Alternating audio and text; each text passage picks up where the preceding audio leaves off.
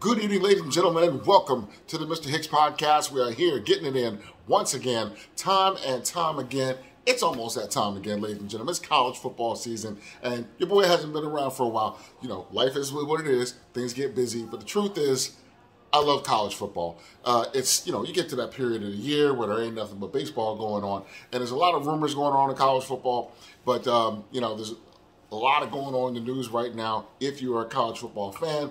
And if it seems like I'm squinting, I just want to let you know it's like, by the way, I'm getting old and your boy can't see. So I'm looking into this light that I used to look at the same time last year. It was fine. And now I'm like, oh, it's really bothering me.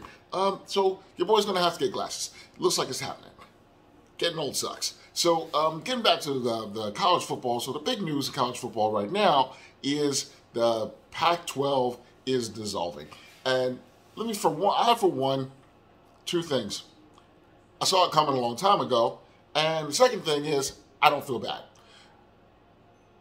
The reason I knew it was coming a long time ago is when I started seeing California players start to leave California and come to the East Coast. So when players who on the California has great high school football. So when you got great high school football and those great high school football players are now moving to the ACC, they're moving to the SEC, they're moving to the Big Ten, that's just letting you know that the teams on the West Coast are not as invested in football as they really should be, as teams have been in the past. At the time, USC wasn't great. UCLA wasn't great. Only team that really had anything going on for a while was Oregon, and then when Chip Kelly left, even Oregon fell off the map. So there just was no reason for recruits of elite caliber to stay on the West Coast and go to Pac-12 teams.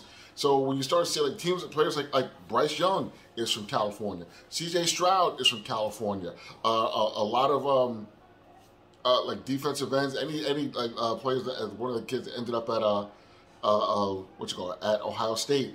A lot of these West Coast players just decided that it doesn't make any sense for us to stay out here because none of the teams that are on the West Coast are going to be playing for championships. I'm an elite player. I want to play for championships. So it used to be a time when there was no chance of getting a kid out of California. That kid was going to USC or he was going to Oregon, and that was one of the main reasons, the main pipelines of great players feeding those programs. But you didn't invest in the coaches, you didn't invest in the facilities, you didn't invest in the infrastructure and the analysts, and now you don't get the players. So now the quality of football has gone down precipitously, and you can't, I tell people all the time, you can't BS kids. You can't. Like, they really know who's invested. So when you go to a visit and you're a five-star player and you go to Cal, and you go to Oregon State or you go to Washington and you hear their pitch, and then you go to Ohio State or you go to Alabama and you go to Texas and you see what the real deal is, you're like, oh, there's no question. There's no question that these other teams are much more invested in football and winning championships, and that's where I really want to be. The second thing was, of course, when USC and UCLA announced that they were going to the Big Ten. That was huge because, up to this point, college football has largely been regional, and now not only is recruiting national, now football is now national. So the fact that now you've got West Coast teams being in the Big Ten, that just opens up the floodgates and really opens people's eyes to options that they never thought of before. So now that that option is now open, where people used to be like, oh my God, that's completely crazy. Now other teams are starting to look at it and go, well, if I've got a brand name and they're definitely looking at coming to the West Coast, why not us?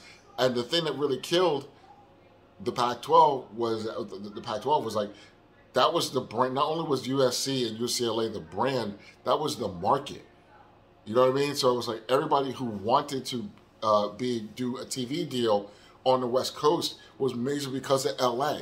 That's where all the eyeballs are for cable companies. And now the cable companies are like, you no longer have LA.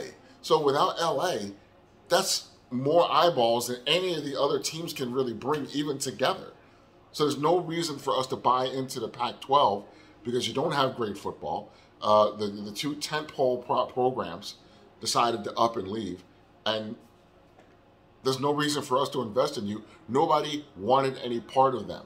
So while the Big Ten is now going to be making upwards of 65 mil, and the SEC is going to be making around 55 to 60 mil, and the ACC is making 45. Now what can you get for the Pac-10 without UCLA and USC?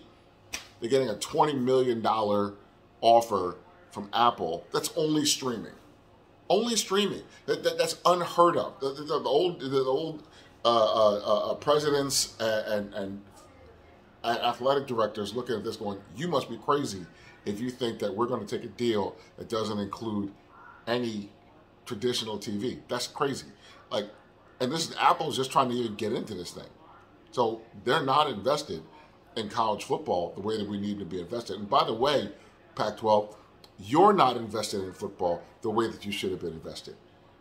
Instead of paying the money they should have paid for coaches, for staff, for facilities, for analysts, they didn't support football the way they should have. Why? Because they are the Conference of Champions. Conference of Champions, they're talking about track, they're talking about swimming, they're talking about diving, they're talking about all these sports that don't make any money. And since they want to have this, keep to this ideal of, all the sports are important. A lot of these West Coast ideas, a lot of wokeism and stuff like that. So it's like, oh, all the sports are important. No, they're not all equally important because football and basketball are the only sports that make any money in most athletic departments. It's literally run by football. So if I'm the one making all the money, and then I'd say you take the money from my sport where we earn, and then you take it and put it into these other programs, and it's just dumping money down a well.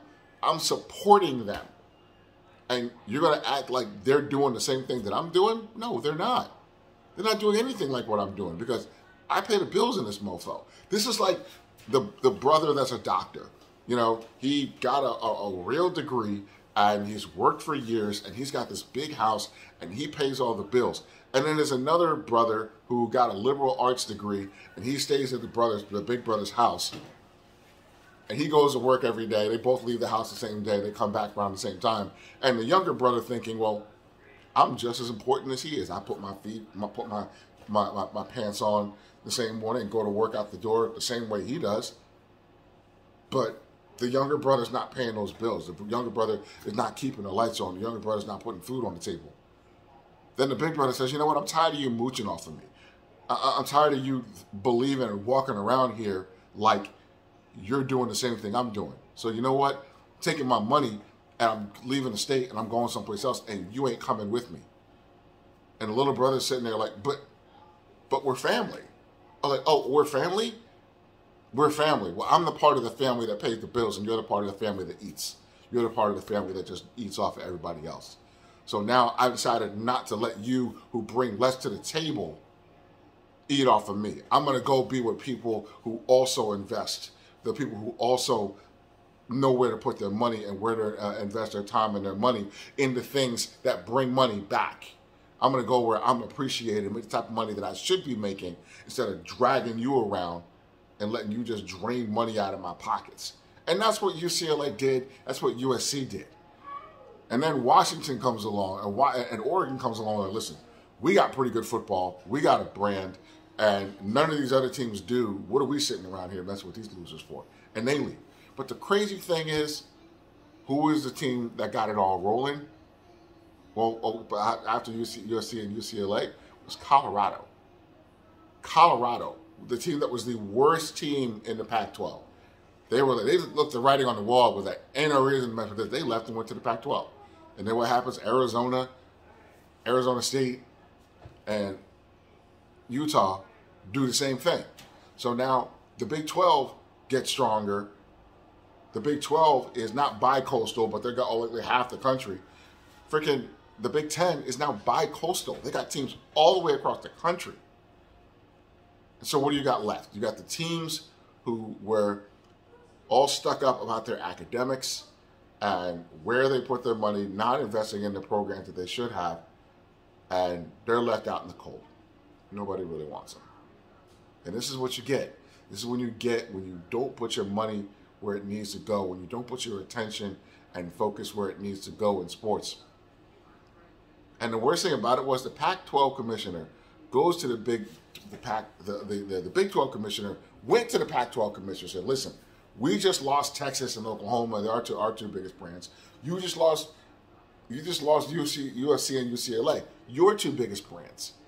We both got the same problem. Let's figure out a way where we can join up and join forces together, and then we can have a viable product. We can get an even bigger TV deal. What do you say?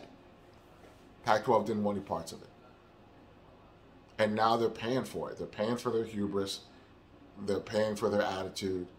Their conference is broken up. And then what used to be a great brand of football out on the West Coast is done. And me, quite frankly, I think they're getting what they deserve.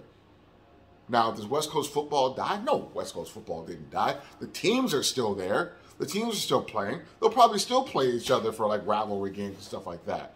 But the truth is, Oregon State never got their stuff together. Washington State never got their stuff together. What's Cal been doing lately? What's Stanford been doing lately? Even some of the teams that found better homes, like Arizona and Arizona State and Colorado, they haven't been doing much either. But they got smart. They got smart. They looked around and were like, listen, we're going to be the ones left because we don't have great football either. So if we have a kind of a regional brand with Colorado not having Deion Sanders, if you're bringing those eyeballs from Arizona, from Tempe, from Phoenix, you'd be like, yeah, we better go on and get on in this right now while we can. And they made a smart move. And the Pac-4, there are 4 teams left now.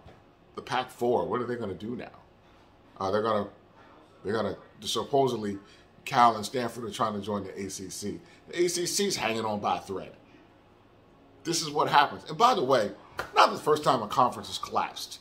I mean, there used to be Big East football. That's gone. There used to be SWAC football. That's gone. Conferences have gotten bigger, gotten smaller, broken up. It happens all the time. But this was just arrogance. And I don't personally feel bad for them. I feel they're getting what they deserve. That's my feeling. Take it easy.